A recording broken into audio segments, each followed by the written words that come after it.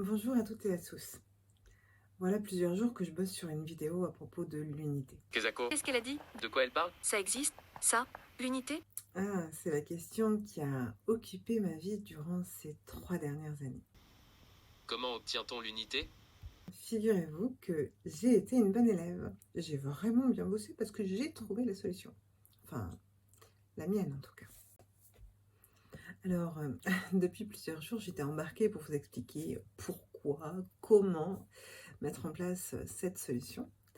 Alors, effectivement, tout mon vécu, chacune de mes expériences, tous mes échecs, tous mes petits brins de compréhension, tous mes défauts et toutes mes qualités font que je vibre cette solution dans toutes mes cellules, jusqu'au plus petit brin d'ADN en fait. Je sais que nous allons y arriver. Pour ça, j'ai besoin de vous tous, de chacun d'entre vous dans toute votre singularité, avec toutes vos mauvaises qualités, mais aussi tous vos bons vieux défauts.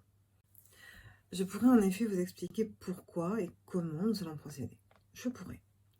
Seulement, pour y parvenir, j'ai un paramètre à prendre en compte. C'est votre vision, votre niveau de conscience. Il m'est impossible d'expliquer la même chose à tout le monde avec les mêmes mots, d'autant que nous n'avons pas eu accès aux mêmes informations. À la question globale « Comment obtient-on l'unité ?», ce que je propose, c'est une solution individualisée. Bien sûr, j'en ai vu certains qui ont été tentés d'aller vers des États dictatoriaux. J'en vois encore certains qui sont tentés de s'accuser mutuellement. J'en vois certains qui sont tentés de normaliser, de normer, d'uniformiser toutes nos relations, toutes nos organisations, voire, qui sait, pourquoi pas, tout le vivant tant qu'on y est. Et pour aller jusqu'où? Une société dite idéale? Mais pour qui? Pour qui cette société serait-elle idéale si nous n'avions qu'un seul choix et qu'il n'existe pas le nôtre? Cela ne générerait-il pas davantage de conflits encore? Et avec tous les problèmes humains, sociétaux et financiers que ça engendrerait pour toute la communauté, par-dessus le marché. Oh, soyons réalistes, voyons. Normer, uniformiser, cela revient à imposer une partie de la vérité tout en niant des parties de vérité propres à chacun, qui sont pourtant essentielles, puisqu'elles font partie intégrante de qui nous sommes. Alors, si vous me le permettez, à ces notions d'uniformisation, de normalisation, j'aimerais proposer d'ajouter celle d'unicité. À l'origine, c'est notre simple appareil qui faisait office d'uniforme.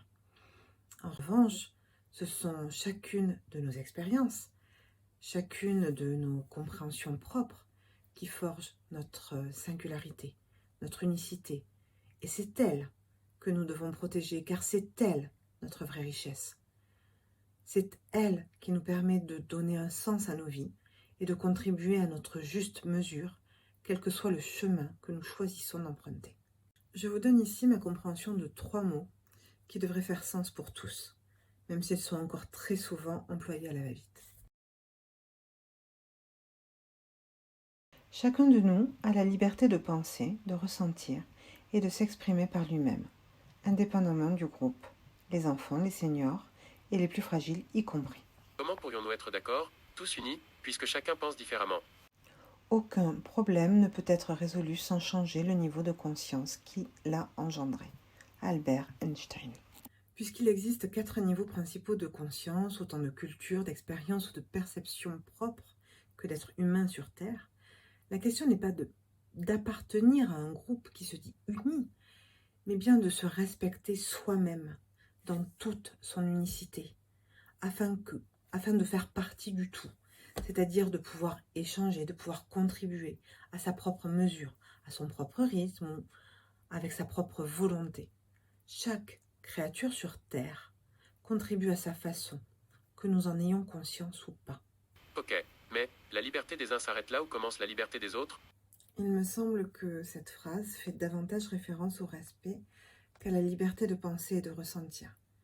Il se trouve que le respect est l'un des principaux besoins de base des êtres humains. C'est l'un des plus importants. Chacun d'entre nous en a besoin, seulement chacun d'entre nous peut également enfreindre celui d'un autre. Cela n'a rien d'évident de savoir dire non, de donner le fond de sa pensée alors que tout un groupe dit le contraire. Avant de vouloir respecter qui que ce soit d'autre, que ce soit un parent, un enseignant, un commerçant ou même une autorité, il faut être en mesure de pouvoir se respecter soi-même, de savoir qui on est, ce que l'on veut, quelles sont les valeurs que nous portons en nous. C'est un véritable défi de société. C'est à ce niveau-là qu'il est primordial de remettre du sens dans nos vies. Le respect est un apprentissage de tous les jours. Si vous ne vous respectez pas vous-même, personne, et je dis bien personne, ne le fera pour vous. Alors, à la question globale, comment obtient-on l'unité, j'apporte bien une réponse individualisée, car je pars du principe que chacun sait pour lui ce qui est bon pour lui. Si ce n'est pas le cas, ou si ce n'est pas encore assumé, c'est que notre système éducatif n'est pas encore calibré pour ce défi. Nous devons donc l'améliorer ensemble. Chacun d'entre nous doit être traité à égalité. D'après l'article 6 de la Déclaration des droits de l'homme et du citoyen, la loi doit être la même pour tous, c'est-à-dire que les individus dans la même situation doivent être traités de manière identique et par conséquent avec la même dignité et le même respect. Il faut bien le dire, sans dignité, il n'y a aucun respect possible. Il peut y avoir domination, il peut y avoir de la crainte éventuellement, de la rébellion aussi, mais il n'y aura jamais aucun respect.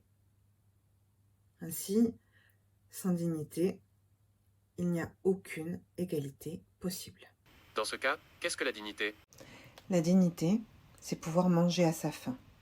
La dignité, c'est avoir accès à l'eau en quantité suffisante pour boire et se laver. La dignité, c'est pouvoir se chauffer convenablement. La dignité, c'est avoir assez de ressources pour pouvoir se vêtir sans avoir à choisir entre soi et ses enfants. La dignité, c'est avoir accès à toutes les ressources d'éducation, quel que soit son âge. La dignité, c'est pouvoir se soigner convenablement. La dignité, c'est avoir le droit de se reposer quand notre corps nous le réclame. La dignité, c'est pouvoir s'occuper de ses aînés quand ils en ont besoin. La dignité, c'est avoir la possibilité de prendre soin des animaux dont on a la charge. La dignité, c'est aussi avoir le choix d'exercer son libre arbitre. Désirer pour soi une certaine forme de dignité sans pour autant accepter celle de son voisin revient à vouloir le dominer, à vouloir engendrer un rapport de force avec son voisin. Or ça, l'humanité l'a déjà bien trop connu. À présent, l'humanité est prête pour aller vers l'unité, vers la paix et vers des relations de coopération harmonieuses. Il n'est plus l'heure au chaos ni à la domination. Si nous l'ignorions avant ces 3 dernières années, nous avons pu toucher du doigt le fait que 1. Rien ne garantit à un parent riche que son enfant aura tout ce dont il a besoin pour survivre dans le monde que nous sommes en train de créer. Et de 2, rien ne prédispose l'enfant d'un parent pauvre à échouer non plus. Certes, quand on a faim, on a la niaque. Mais il est quand même beaucoup plus facile de réfléchir le ventre plein. Si de l'autre côté, on regarde en direction des gens aisés, il faut bien se rendre compte que la richesse aveugle certains au point de s'autodétruire. Il n'y a donc absolument aucune jalousie à avoir pour un côté ou pour un autre. À chacun sa croix, comme le dit l'expression. De plus, rien n'empêche un individu aisé à faire une mauvaise rencontre. Dès lors, ne devrions-nous pas permettre à chacun une sérénité égale, grâce à un respect égal, grâce à une dignité égale? Existe-t-il un âge minimal pour mériter le respect?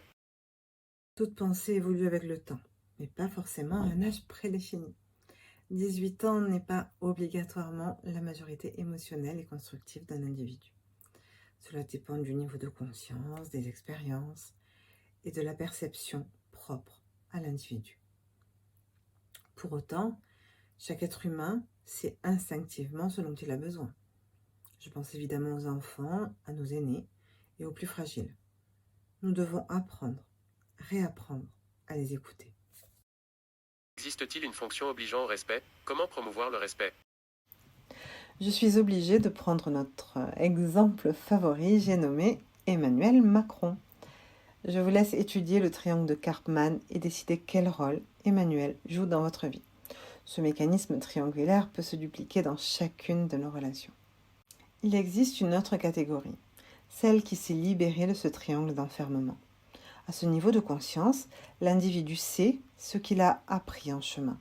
Il en a la conscience, il en a la mémoire.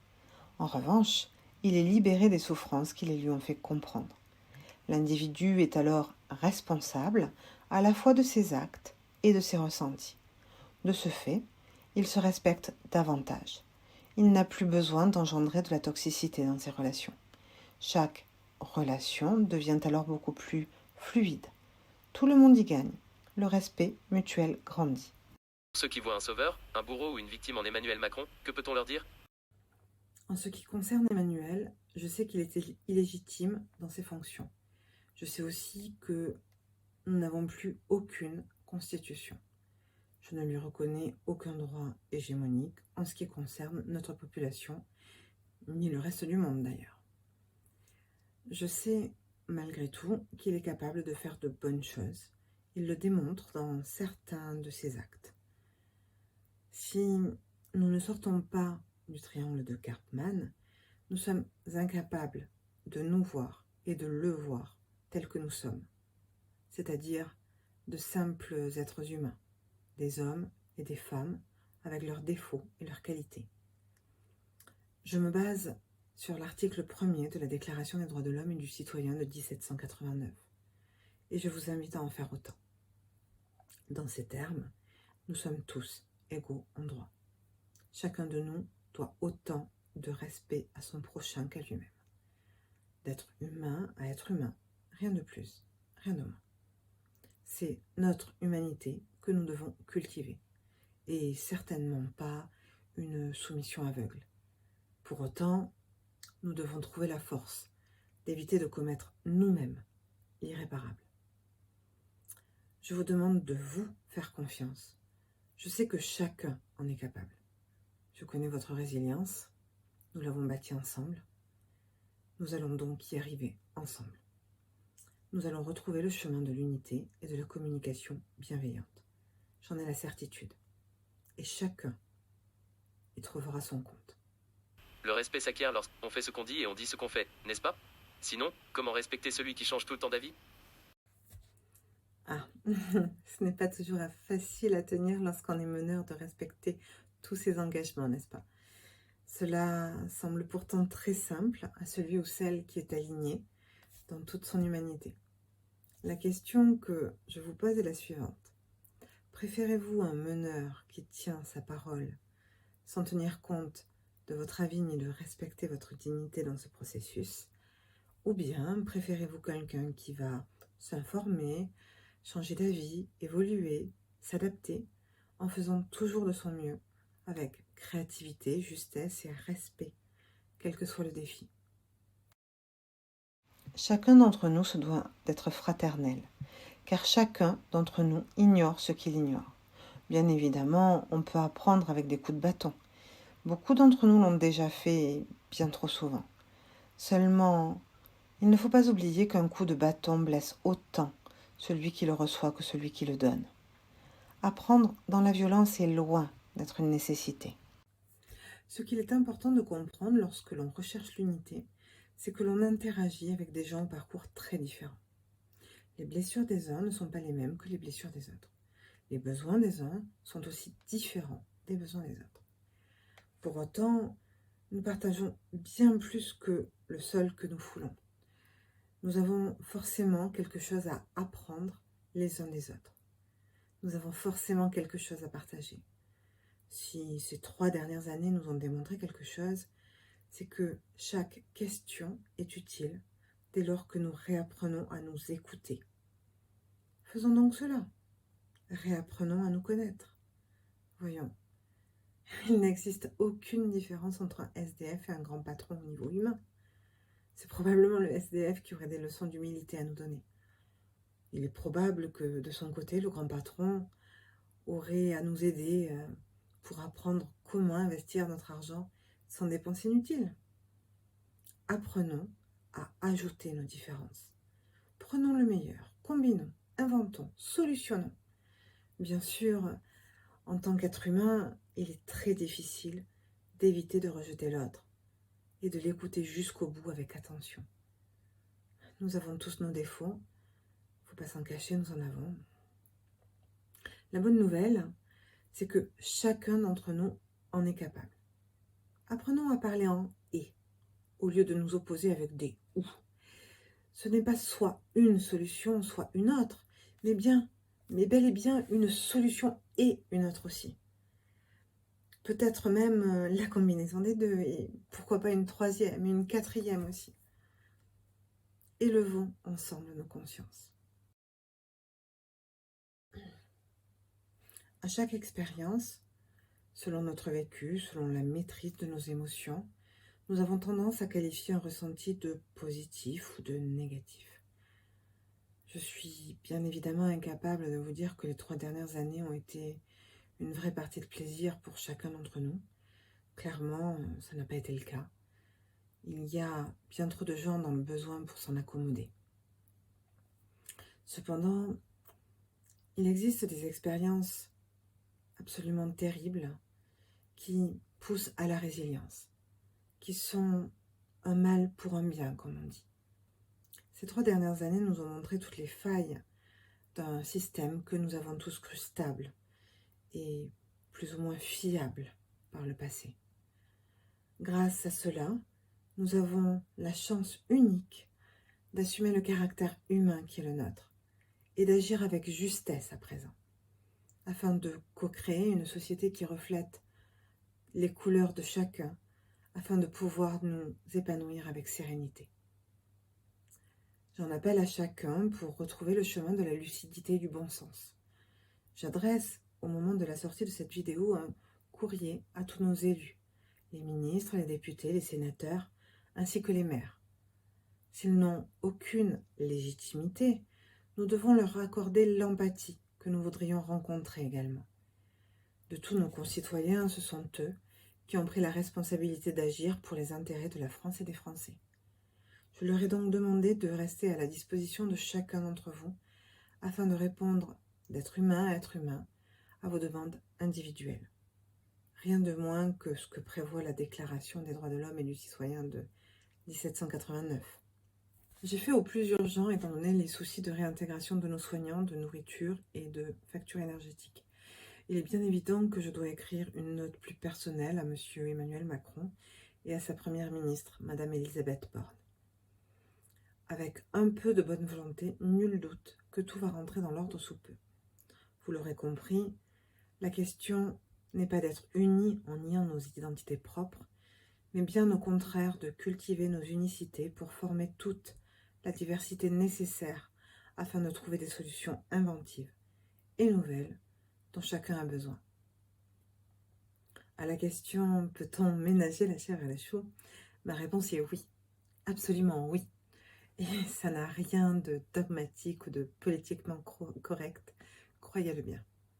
Pour ménager la chèvre et le chou, il faut pour cela impliquer les pommes, les tomates, mais aussi les torchons et les serviettes, les chiens et les chats, et bien évidemment, nos bons vieux pains au chocolat et chocolatines.